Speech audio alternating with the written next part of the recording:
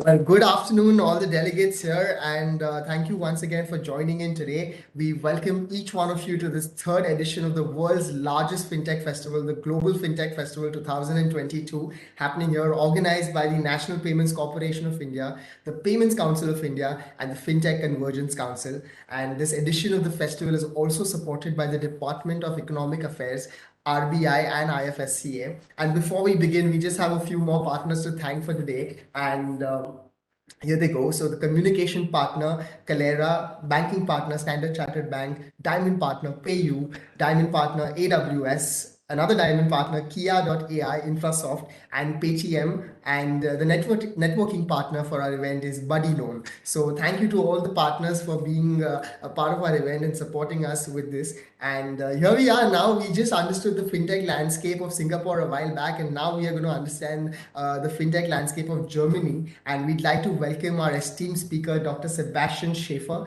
who is the managing director and co-founder of TechQuartier. Welcome, sir, and we're really, really elated to have you here today to share your experience and knowledge about the fintech market in Germany. So over to you, sir, and the audience would be really glad. In case you all have any questions, you all can put it down in the chat box and we will send them across to sir and he can answer the most relevant questions in the time that he has. So all over to you now, sir. Thank you for the warm introduction and a warm welcome from Frankfurt in Germany. I will share my slides.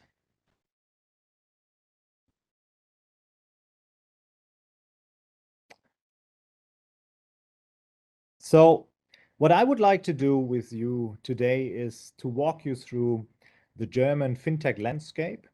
First of all, with an overview of the general ecosystem, then look at some of the trends we are seeing, some of the emerging trends in the last couple of years, and then break it down on a regional basis, do a first deep dive into the Rhine-Main ecosystem. So that's the Frankfurt-based ecosystem in the center of Germany.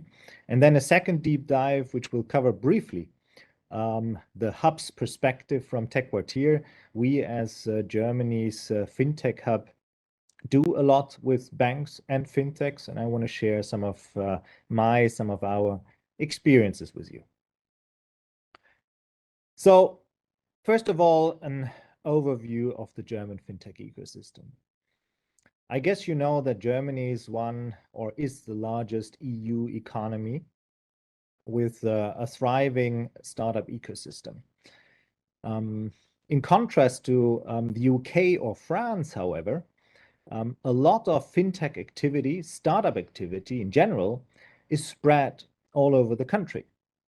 So that's why we have to look at different hotspots in Germany. Here, a few numbers. As you can see, there's the Berlin ecosystem, the Rhine-Main ecosystem in the middle. You have the Bavarian, the Munich ecosystem in the south. So in total, around 6 major hubs where most of the 639 active fintechs in Germany are located. And maybe not so surprisingly, Berlin, as the capital of Germany, accounts for 28%. In recent years, so between 2018 and 2020, we also see that new fintechs were founded in various fields, but we are coming there. So in terms of investments, what we can see is that almost 500 equity transactions or funding rounds were carried out by fintechs, and that is according to the German Fintech report. This has now surmounted the 500 by today. 13% of the fintechs or of all equity transactions are related to fintechs. And you must know that the fintech sector is also the second strongest one in number of equity transactions, but also in number of fintechs, only behind the ICT sector. I guess you have heard about some of the bigger fintechs from Germany. There's N26, a neobank. There's Trade Republic, Scalable Capital, neo brokers. You have B2B companies, BaaS and SaaS business models from Solaris and Mambu, WeFox, Clack from the InsurTech realm. So in total, there are, as of like last 2 quarters, 8 unicorns. In total, and that's according to a recent study, there were 24. You see, there are now 1/3 of the unicorns in Germany that are fintechs. Only a brief overview of some more like investment-related facts and figures. As you can see, the ecosystem has been growing tremendously over the last couple of years, and fintech was always one of the leading sectors. It's still, however, and in contrast to maybe London, or even, of course, the Valley, the US, a relatively young ecosystem with more VC focusing on early stage, less mature stages than, for example, in the US. But this, however, has changed, in particular in the last 1 or 2 years. During the pandemic, we saw a lot of huge deals that also, of course, like had an impact on the overall funding amount and the investment figures. From the German government side, there were some good news in 2021 with the announcement of launching a 10 billion future fund, which aims at actually closing the gap between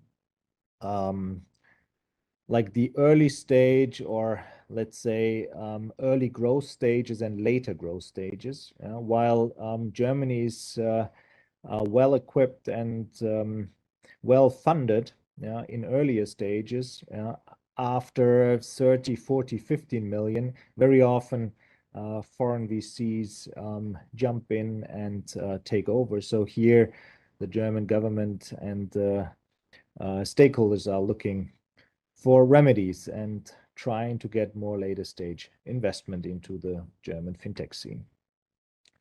And as I mentioned previously, if we look at the top deals, recently we have almost $1 billion US dollars for N26. Trade Republic only a little less, WeFox and InsurTech with 650 million. So the ticket sizes grew tremendously over the last couple of years. And to the right, you see kind of breakdown of investments going into the fintech and insurtech space according to the segments. Maybe 1 or 2 more like aspects and facts. We see that the fintech ecosystem in Germany has matured.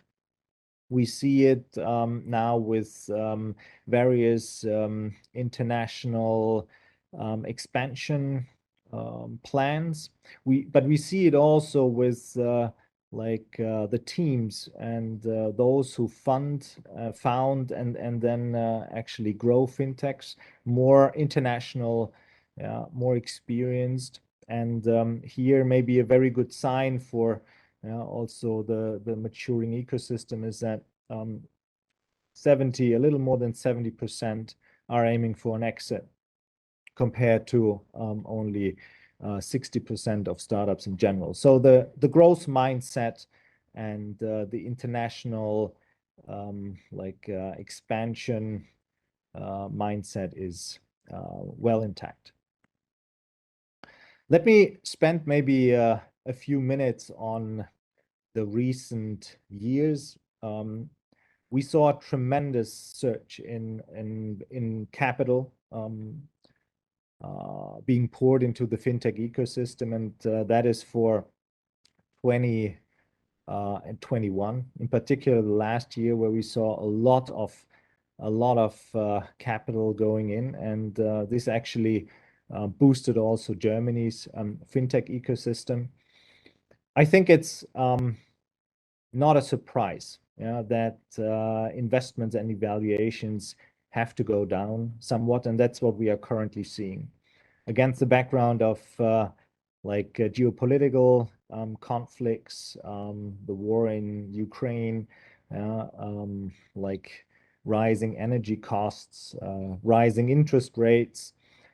We see that this is a kind of tough environment currently, and of course, a lot of fintechs have to switch now from growth at all cost, to being more profitable, to really creating a sustainable business model. And we will see how this is going to turn out.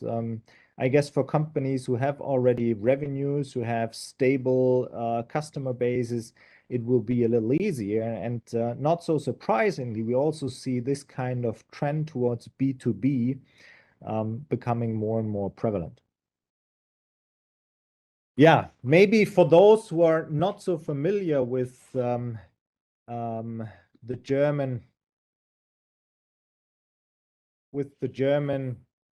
ecosystem, as I mentioned, it is spread across mainly 6 regions, but the main media attention goes to Berlin. And that's why we hear a lot about from Berlin, also in Germany.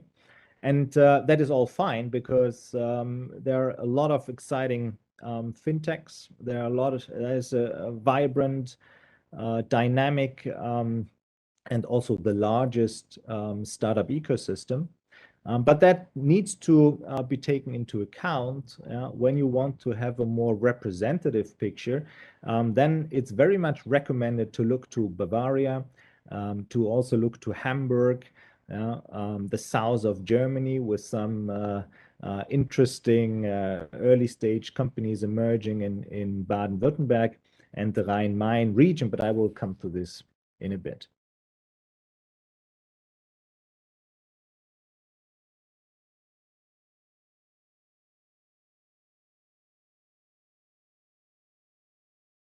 So now, unfortunately, my presentation is not moving.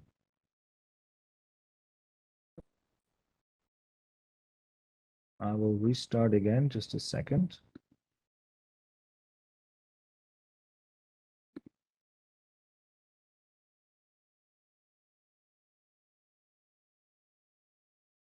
So, does it work again? Okay. So let's come to our second point. When we look at fintechs and how they do business and where they focus on, we could summarize it along 3 dimensions. First of all, fintechs are really drivers of digitalization. And they are relying heavily on future key technologies, independent of the specific products or services. They use AI, artificial intelligence, and blockchain solutions. And they use it much more frequently than startups in other sectors.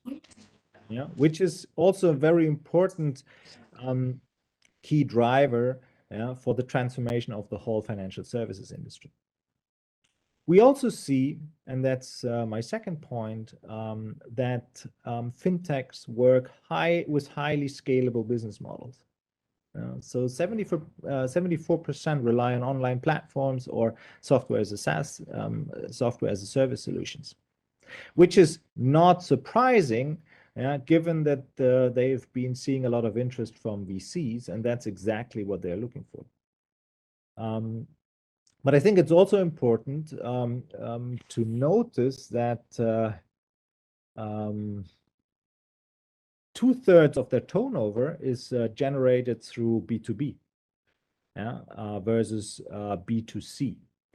And normally we have the B2C companies in mind, like N26, for example, Scalable Capital and others.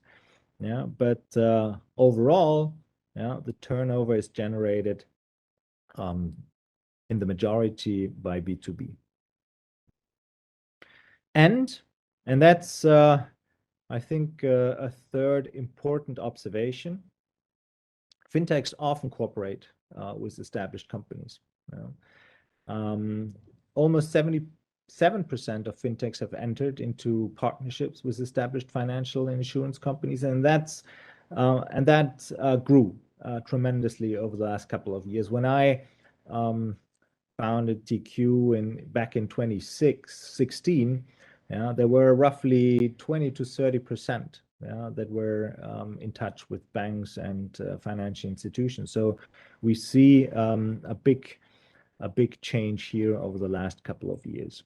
So on average, fintechs have 13 partnerships, while startups in general have only 7. And the most important point is when we talk about partnerships, it's actually not about financial partnerships. Banks do invest into fintechs, yes, for sure. But this is mostly operational partnerships. So 2/3 of all partnerships are operationally, and that means that banks and fintechs are collaborating, not without friction, that is for sure, but actually more and more seeing the need and the necessity to co-innovate and to co-create, because like the market and the technological change is happening so fast, so that both need each other. And that, of course, against the background of the big technology firms, the so-called big techs, that are entering the market. Yeah, I need to, unfortunately, I have some issues with my presentation, but I hope we can move on. So this is maybe to break it down a little more into the trends and segments we see. So this report I'm referencing here, like put or assigned the 639 active fintechs into 10 like categories, starting with accounting, controlling, and tax, risk and compliance, which is categorized by the label business tool. Then personal finance or financial management and peer-to-peer solution, which is categorized under personal tools. Then you have the single service provider with payment, order and cash, asset management, investment, credit, and factoring. And then the full service providers with the 3 insurance, banking, and API banking, and decentralized finance. And apparently you can see that the largest group of fintechs, accounting for 230 companies, is part of the single service providers and corresponds to roughly 36% of fintechs. The largest segment is, however, the personal financial management. This segment accounts for 20% of all fintechs, and maybe if you know the Frankfurt ecosystem a little better, companies like Finanzguru belong to this category. We also see that in terms of younger fintechs, that there's quite a development, quite a dynamic. So 354 of those 639 companies are younger than 5 years. And here they are evenly spread among the single service provider and full service provider category. Not so surprisingly, I would say, the highest share of young startups can be observed in the risk and compliance and the decentralized finance segments. So this would be companies that are operating on a DLT basis, blockchain-based solutions, DeFi, and so on and so forth. Yeah. Let us now then, if there are no questions, move on to our first deep dive. And let me take you to our regional ecosystem here in Frankfurt. Frankfurt is home to the European Central Bank. The Deutsche Bundesbank is one of the few cities with two central banks. It has the German Stock Exchange and many, many multinational banking headquarters. Certainly one of the beneficiaries of Brexit.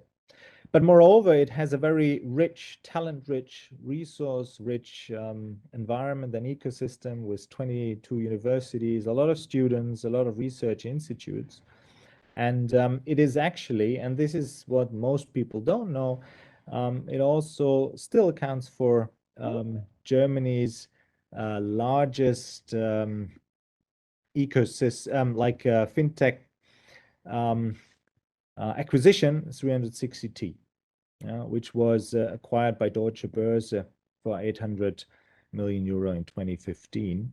And that is a very recent date. Frankfurt is also a good place to live. It was ranked 7th in the global livability index in 2022 by the Economist Intelligence Unit, and that's actually only the German city. So you see that this ecosystem here is, after Berlin, the second largest regional ecosystem in Germany.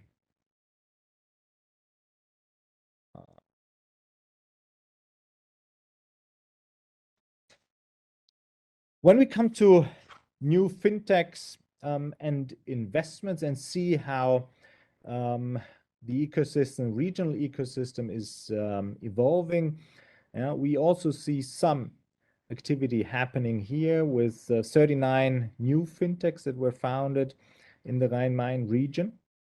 And that is 16% of all fintech startups in Germany.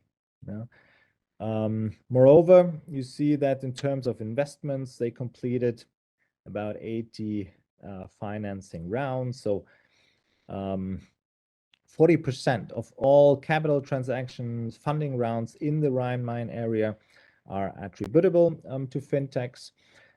As you can see, and that is not specific to our region, overall, the ecosystem is growing.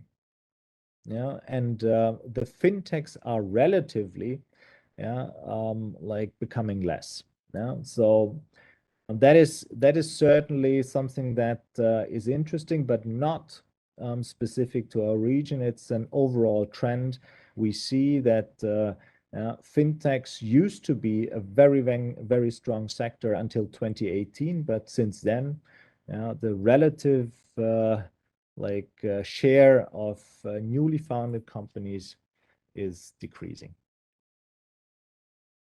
Yeah, also here, you can see if we break it down into certain segments in our region, it's mostly asset management and investment, flatex, Ginmont, and a few others, which you could name here, which account for 70% of fintechs in our region. That's compared to 7% nationwide, so all across Germany. Moreover, the banking, API, and credit factoring segments are also quite disproportionately strongly represented in the Rhine-Main region, with 13% and 14% respectively. So you see, we have certain key areas in the different hubs. And here in our region, it's strongly B2B related and also related to a lot of regulation that is coming up. And with that, I would like to spend a couple of minutes on some of the topics that are being discussed here in Frankfurt in the financial center. And that's on the one hand, the topic of green finance. We all know that with climate change and the transformation of the real economy, the financial industry will need to play an important role. And over the last 3 to 4 years, ESG, so like criteria regarding the environment, like social aspects or governance and government aspects have been playing a much bigger role. That's mostly driven by regulators and government and politics, but the financial services industry has to adjust. So that's why this is a big topic, a hot topic here. It has also relevance for the innovation sector, for the fintech sector. We see that more and more green and sustainable finance startups are emerging. And here, of course, it will be important to drive this in a concerted way from Frankfurt. So that's why it was good news to hear that Frankfurt won the bid for the new International Sustainability Standards Board back in 2021. Another important topic is the topic of data, technological and data sovereignty. So in particular, with regard to Europe's position towards the East and West. It needs to find a way to preserve a certain independence, a certain sovereignty. And here I'd like to name 2 projects that are actually dealing with this topic. One is the Safe Financial Big Data Cluster. It's a research project that aims to create a decentralized ecosystem that provides business, academic, and regulatory stakeholders with a secure and data sovereignty preserving infrastructure for financial data sharing and AI processing.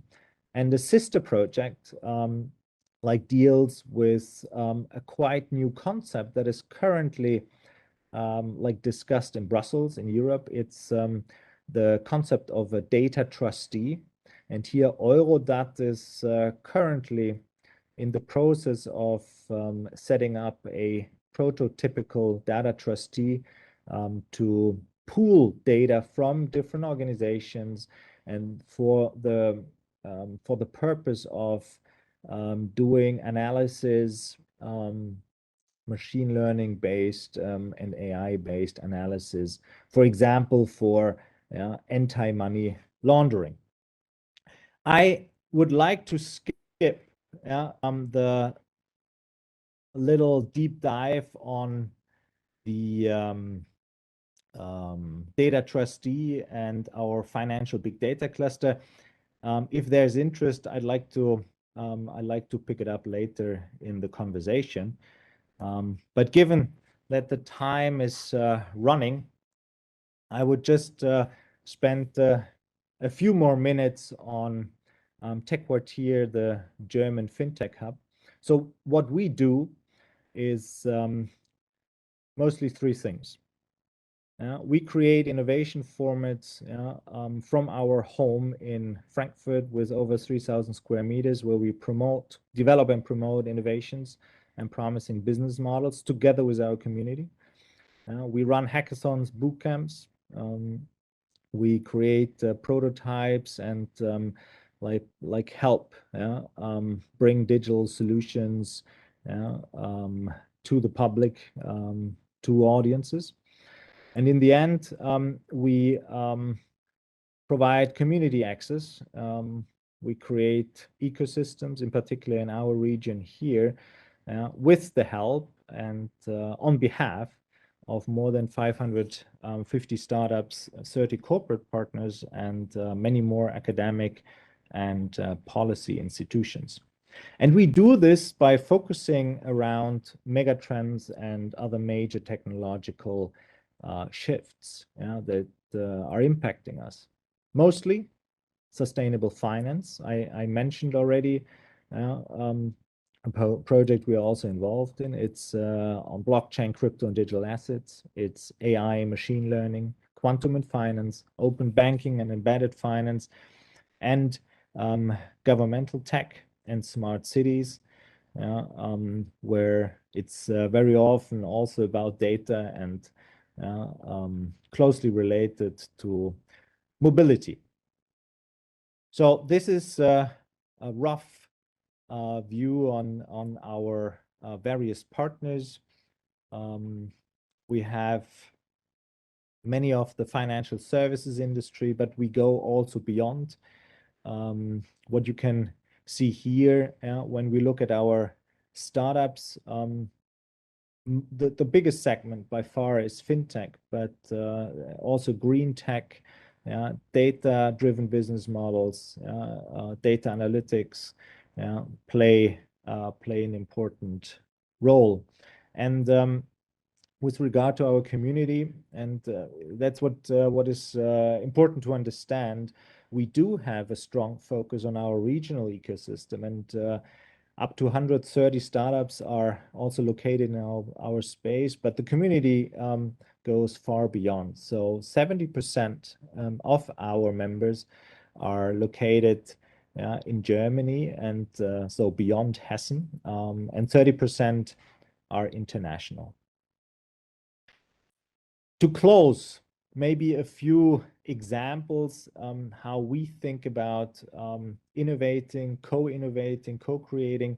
By using our community, we support, enable our industry partners, our financial services partners to come together and to work together with curate a curated community of startups to solve really important problems and challenges around sustainability.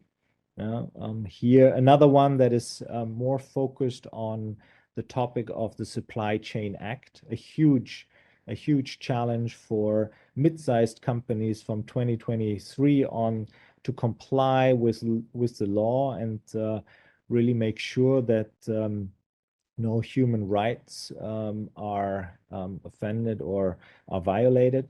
So that's a big challenge where we try to create, together with our partners like Baker, Microsoft, Deloitte, and others, an environment to experiment and help mid-sized companies to create digital solutions. These are some of the fintechs in their different areas. This is our pool. This is our main asset, how we drive innovation by including them into proper services and formats like this one, for example, around quantum in financial services, or the topic of how to create successful partnerships between banks and fintechs. This is it, I would say, for the moment. Maybe last word on our global network. Based out of Frankfurt, we are connected with different hubs in Germany, but also worldwide, as you can see here. And with that, I would like to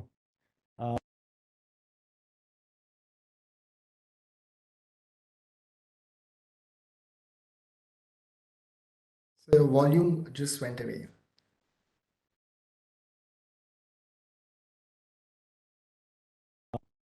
can you hear me now? Yeah, we can. Wonderful. Okay. So So, sir, were you thank able you. to listen? Sorry. Were you able, was it working, the tone? Yes, it was. It was all good. All right. All right. Thank you so much, sir, for all the insights on the German market. I am going to share the questions with you that we've received. There are a couple of questions. So I'm just sharing the questions on the chat box with you. You can just have a look at them and let us know if you'd like to address any of them. Yeah. We can take probably one question. We have about 5 minutes to go. Just a second. I Yeah, need sure. to.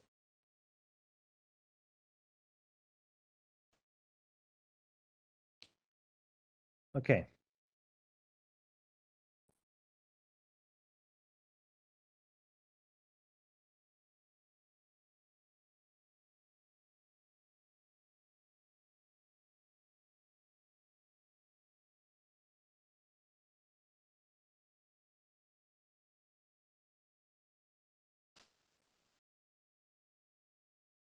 there's one question, how German startups can benefit from the ecosystem. To me, it's not clear what it really means. I mean, which ecosystem? Is it like... It was during the start of your presentation, just at the beginning is when we received that question. So I think the ecosystem you're talking about in the beginning of your presentation. Yeah, so normally an ecosystem is described as the interplay of different stakeholders. So this is normally the industry, but this is also academia, it's the government. And by creating an environment where entrepreneurs can thrive, where entrepreneurs can get in contact with clients, with investors, with talent, that's normally an ecosystem that benefits.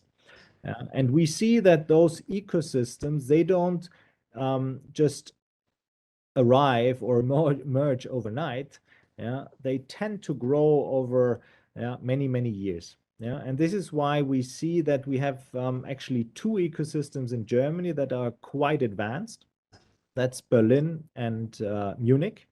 And we have a few younger ones like the Rhine-Main region, also the Baden-Württemberg region, where all these where they are not that mature, and where connections are not that far developed, where there's not that much attention from VCs. And this is why some of those really then tend to move either away from Germany or to more mature and advanced ecosystems.